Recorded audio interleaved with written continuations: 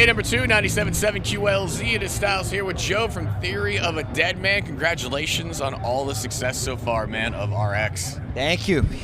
I mean, that thing just took off like a bandit out of nowhere, man. Just woof, straight up to the top. It's a little strange, right? We didn't expect this. Okay. Right? We go to London, England to do a record. We use a completely different producer, a different everything. And we don't, we're changing kind of a direction of where we're going. It's scary, right? It's really scary when you change that much about yourself. You're like, it's either going to work or it's going to be a massive fail. But yeah, it's been, RX is doing well. People seem to like it. Yeah, it came out, first time I heard it, I'm not going to lie, I was like, okay, this is interesting, a little bit of a different direction, but you guys have always experimented with sounds as a band anyways. We do. Yeah, we try, yeah. Yeah, you try to. A little bit here and there, a little bit different. And you say you're growing and expanding and experimenting on this one. So explain to me, I've heard 2 of the songs now off the record. Yep. So what can we expect when this album comes out? Wake Up Call. Well, it's going to be a shocker to pretty much everybody who's been listening to us for the last 15 years. Okay, so is it a complete 180 then, or how would you describe it? I wouldn't say 180. It's just, there's a lot less guitar. Okay. We use a lot more synth stuff, a lot of drum loops. Okay. We were always kind of a vocal guitar-based band. You're right. Now we're really a vocal-based band, right? With kind of more drum loops, stuff like that, and then it's just really vocals on top of everything. Okay. I don't want to give it away too much because I want to leave it. Yeah, I want to leave it so fine. everybody can kind of hear it for themselves. All right, looking forward to hearing it. It comes out here in a couple of weeks, so October 20th, right? Yeah. 24th, 27th. I don't even know. I have 20th, so we could be right. We could be wrong. End of October. One of us is right. End of October. It's End fine. of October. It's coming up. When you guys set out to do the record, is that what you had in mind, just going into it though, doing this type of thing? Okay. We did. It was a total. Yeah, we had a direction. We had a focus. The funny thing is we went to use more of a alternative pop producer. Okay. Who's producing the record?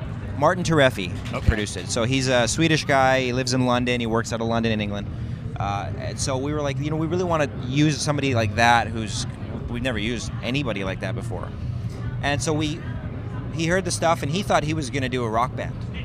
Because he's like a pop guy forever. And he's like, all right, I get to do a rock band. So we show up and we're like, okay, so let's do this record. And he's like, all right, let's play some drums. Let's do all this stuff. And we're like, well, no, let's try something different. We want to go what you're used to doing. And he's like, oh. I thought we were going to be making a rock record. Right. And we're like, no, we want to do something different. That's why we chose you. Mm-hmm. So he was like, oh, all right. So he just kind of did what he did. Right. What he's used to. But he did a great job. Cool, there's no question. Like I said, we hear it with RX coming out, and the response from the rock community, once again, has been overwhelming. Yeah, I know. That's the weird thing, because it's really, if you listen to the song, what part of that is rock? There's not a whole lot. There's not screaming guitars. There's no. But it stands out though. That's the one thing that I think it really, and just in talking with the rock community, the rock community here in terms of the rock programming community, is like we talk about it, like, you know what? It's different. It stands out compared to anything else that we get. And it gets handed to us. Yeah, no, we knew that was going to happen. Mm-hmm. But again, what we were concerned about was, are they going to like it or are they not? Right. Yeah. We know it's going to be different. But it stands out in a good way. That's what I'm saying. And that's thank goodness. Yeah. So you guys are out doing we just were talking here because you didn't do Louder Than Life last night. You're actually doing a headlining run right now. What's coming up for you guys for the rest of the year with the just this tour? It's the headline run right now. I have a feeling we're gonna take December off. Okay. And Christmas time and New Year's, stuff like that. It looks like maybe Canada potentially in February, and then but the song is actually taken off in Germany and France as well. Really? Okay. Yeah, which we haven't had that market in a while. Only England and Russia. So now we've got a lot of Europe now. So we may have to go there, but depending on how RX is doing here, we may have to just come back and do another U.S. run. So I'm interested in hearing, because now that you're saying it's get taken off in Germany and all that, with the way Europe is, they're big into remixes and stuff like that. This song is. Yep. Have you heard of anything coming up over there, big remixes or anything There's like no that? remixes of yet. However, the label is considering doing one for us, so we'll see. But that's all right. I just know how that can be sometimes. We're like, all right, this. I know they want it. I know they want to do it. Whether it happens or not, well, we'll see. Because talk is cheap, so we'll see. We'll see how that goes. Band's been around. I mean, the debut album came out like 15 years ago. You've been in the band most recently in the last couple of years. I've been for 10 years now. For 10 years, my apologies there. But you've been with the band now 10 years. I mean, obviously this has been an evolution and a growth with this last album. But for you, what's been some of the most fun memories for you with the band in the time you've been with them? Well, I mean, all we do is tour. Yeah. I mean, it's just we live on the road, literally on. Yeah. So, I mean, being out with Molly Crew for 4 months, I think was fun. The ridiculous parties Tommy had every night. Now, correct me if I'm wrong, and I remember being backstage one time and I saw the notes of it. Maybe he changed at some point, but I remember there being a note on the door that said clothing was not an option. You had to get naked to enter his into his dressing room. That still was the case then. That's accurate.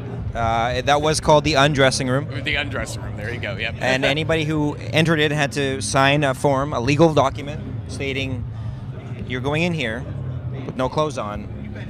You can't complain about it. You can't. Whatever happens, happens. And seriously, and you can literally watch people sign. They're like, okay, and take their clothes off. I'm like, holy, women off. There was like no guys. It's just all women and Tommy. And every once in a while, he would let us in to kind of check it out and hang out for a bit. Or you'd see Sully from Godsmack would be in there or something like that. But right. But outside of that, nope. No dudes. But it was it was really, it was not a lot of guys. Interesting. Any other stories from the crew tour from that one, or? Well, then that was the first tour we did with him. Then it was Crew Fest 2 we did. Okay. And then he just had an entire tent in the parking lot of every show. He had an entire crew of people that rode on a tour bus, and their job was to set up his party tent. Full PA, full lighting rig. I mean, it was like a circus tent. I'm not kidding. Every night in the parking lot. Huge thing. And then that was a big party. So Pamela Anderson would come out, and like all these people would come out, and it was just a big party every night. It was insane. It must be nice to be Tommy Lee. It must be nice. I was impressed, man. I'm like, this guy, he's not a young cat anymore, but he lives that way, and he's still somehow healthy, and I don't even know how. I mean, the amount of partying he's done, I mean, you'd think his liver at this point would be just shot, would be shot. His doctor's telling him he's got a body of a 40-year-old, and it's like, great, well, I'm gonna keep going. All right. So hopefully we could all be doing that. I know. To get to that time. Oh my God. I don't want to do what he did to get there, but I hope that when I'm his age, I can still go. That's what we all all want that. Oh man. Well, thank you so much for the time. Looking forward to the album, and I'm looking forward to being surprised. We didn't talk too much about what is on it, but I look forward to being surprised and hearing what else is going to be on this record. Because, like I said, the 2 songs that are out so far, I like what I'm hearing at this point, and looking forward to being surprised when it does drop. So look forward to Wake Up Call, end of October. I know we'll say 27th of October. There you go.